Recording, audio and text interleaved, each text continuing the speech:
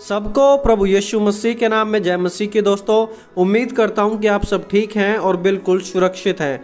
दोस्तों, हम सब कठिनाइयों के दौर से गुजरते हैं। अगर आज आपके जीवन में कठिनाइयां नहीं हैं तो शायद कल आ जाएं, लेकिन कठिनाइयों का जीवन में आना बिल्कुल तय है। आज हम पर्सनल लेवल पर भी कठिनाइयों का सामना कर रहे हैं और ग्लोबल लेवल पर हम इस महामारी जैसी कठिनाई का सामना कर रहे हैं।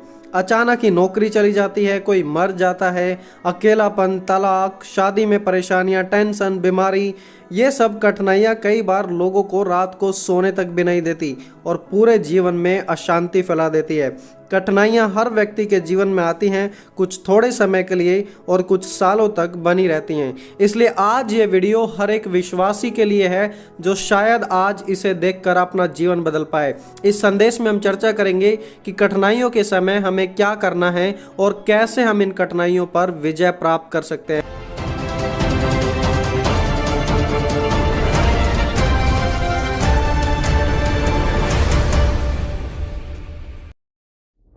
दोस्तों, पहली बात, कठिनाइयों के समय में भी यीशु पर से अपनी नजरें ना हटाएं। अक्सर मनुष्य कठिनाइयों में परमेश्वर से दूर होने लगता है। वो पूछता है, प्रभु मेरी कठिनाइयों में आप कहाँ हैं? अय्यूब ने भी ये सवाल प्रभु से पूछा और शायद आज आप भी इस सवाल को पूछते हो। बाइबल में हम गलील के समुद्र के बारे में पढ़ते हैं जो ज़्यादा बड़ा नहीं था। यह समुद्र अधिकतर शांत ही रहता था, लेकिन इसमें अचानक ही तूफान उठ खड़े होते थे। और जब यीशु और चेले भी उस समुद्र में थे, यीशु तो नाव पर सो रहे थे पर चेले समुद्र में नाव में थे, और अचानक ही एक बड़ा ही सामर्थी तूफान वहां पर आ जाता है। तब उन्होंने यीशु से जगाकर कहा, हे गुरु, क्या तुझे हमारी चिंता नहीं कि हम नष्ट हुए जाते हैं? और यीशु ने तूफान को शांत किया। पहले तो चेलों ने अपने आप ही उस तूफान को मैनेज करने की कोशिश की, परंतु वो उसे मैनेज करने में असफल रहे और असफल होने के बाद वो यीशु की मदद मांगते हैं। लेकिन दोस्तों, हमें तो पहले ही यीशु से मदद मांगनी चाहिए। और पतरस ने कहा, प्रभु मुझे आज्ञा दे कि मैं इस पानी पर चल सकूं। और जब वह चलता है तो हवा को देखकर डर जाता है और कहता है, हे प्रभु मुझे बचा ले। दोस्तों, जब तक उसकी आंखें यीशु पर लगी रही वो चलता रहा, लेकिन जैसे ही उसकी आंखें यीशु पर से हटकर दूसरी चीज़ों पे लगी वह डूबने लगा। वहाँ पतरस अपने जीवन में कठिनाइयों को खुद लेकर आया क्योंकि उसने अपनी आंखें यीशु पर से हटाई। दोस्तों, नो मैटर व्हाट हैपन्स, हमें अपनी आंखें यीशु पर से कभी नहीं हटानी है। हमेशा उसी की ओर रहना है, उसी की ओर हमें देखना है। जैसे ही पतरस ने पुकारा, यीशु उसे बचाने के लिए वहाँ बिल्कुल तैयार खड़े थे। अगर आज आप भी कठिनाइयों से गुजर रहे हैं तो यीशु की तरफ अपनी आंखों को उठाओ। भजनकार कहता है, मैं अपनी आंखें पर्वतों की ओर लगाऊंगा, मुझे सहायता यहोवा से ही मिलेगी। आज आप कितनी भी दुख और परेशानी से जा रहे हैं, दोस्तों इस बात को कभी भी नहीं भूलना कि आप अपनी आंखें यीशु की ओर हमेशा लगाए रखें। दोस्तों, दूसरी बात, कठिनाइयों के समय परमेश्वर जो आपको सिखा रहे हैं उसे बिल्कुल भी नज़रअंदाज ना करें। प्रेरित पौलुस हमारे सामने एक बड़ा ही उत्तम उदाहरण है। उन्होंने 2 कुरिन्थियों 11 अध्याय में अपनी कठिनाइयों के बारे में बताया। प्रेरित पौलुस को जेल में जाना पड़ा, सेवा के लिए कोड़े खाने पड़े, मौत का सामना करना पड़ा। वो सोते नहीं थे, लोग उन्हें मारना चाहते थे, यात्रा के समय उनका जहाज टूट गया। और इतना सब कुछ होने के बावजूद भी वो सीखते हैं कि प्रभु का अनुग्रह मेरे लिए पर्याप्त है और मैं अपनी निर्बलताओं में भी आनंद उठाऊंगा क्योंकि प्रभु का अनुग्रह मुझ पर छाया रहता है। प्रेरित पौलुस ने इन सब कठिनाइयों में सीखा कि परमेश्वर का अनुग्रह हर एक कठिनाई में पर्याप्त है। राजा दाऊद ने अपनी कठिनाइयों में सीखा कि धर्मी पर बहुत सारी विपत्तियां तो पड़ती हैं, परंतु यहोवा उन सब से अपने दासों को मुक्त करता है। दोस्तों, आज कठिनाइयां आपको क्या सिखा रही हैं? क्या आज आप अपने जीवन की कठिनाइयों से कुछ सीख रहे हैं या फिर सिर्फ टेंशन लेकर बैठे हुए हैं आप? जब तक सोना आग में नहीं जाता वो सोना नहीं बनता। जब तक आप कठिनाइयां बर्दाश्त नहीं कर पाएंगे तब तक आप वो नहीं बन पाएंगे जो प्रभु आपको बनाना चाहता है। दोस्तों, तीसरी बात, आज कठिनाइयों के समय में आप कभी भी मत भूलो कि आज से पहले खुदा ने आपकी कैसे मदद की थी। जी हाँ, आज से पहले खुदा ने आपकी कैसे मदद की थी।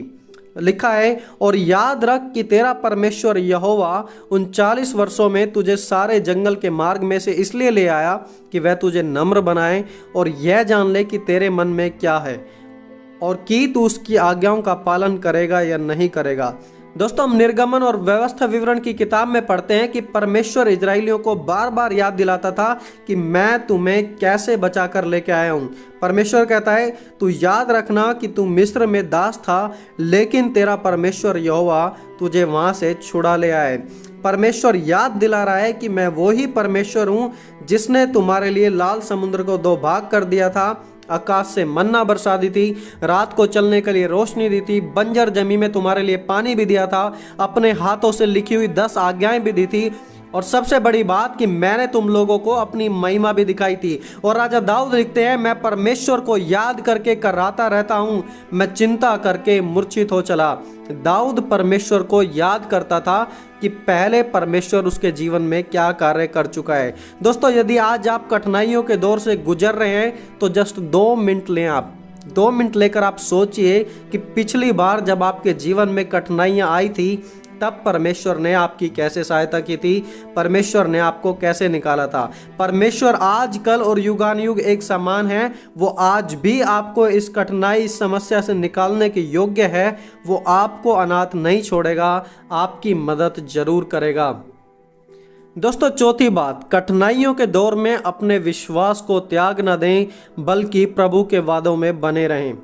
अय्यूब के बारे में सोचिए, उसका घर परिवार, पत्नी, बच्चे, धन संपत्ति, हेल्थ वेल्थ सब कुछ नष्ट हो गए थे उसके, लेकिन अय्यूब ने अपना भरोसा परमेश्वर के वादों से नहीं हटाया। उसने कहा, परंतु वह जानता है कि मैं कैसी चाल चलता हूँ, और जब वह मुझे तालेगा तब मैं सोने के समान निकलूंगा। क्या ही जबरदस्त विश्वास था अय्यूब का कि कठिनाइयों में भी परमेश्वर उसे उचित रूप से बाहर निकालेगा। जब शद्रक, मेशक, अबदेनगो को आग में डाला गया, उन्होंने कहा, हे राजा, ध्यान रख, परमेश्वर हमें तेरी इस आग से बचाने के लिए भी सामर्थी है।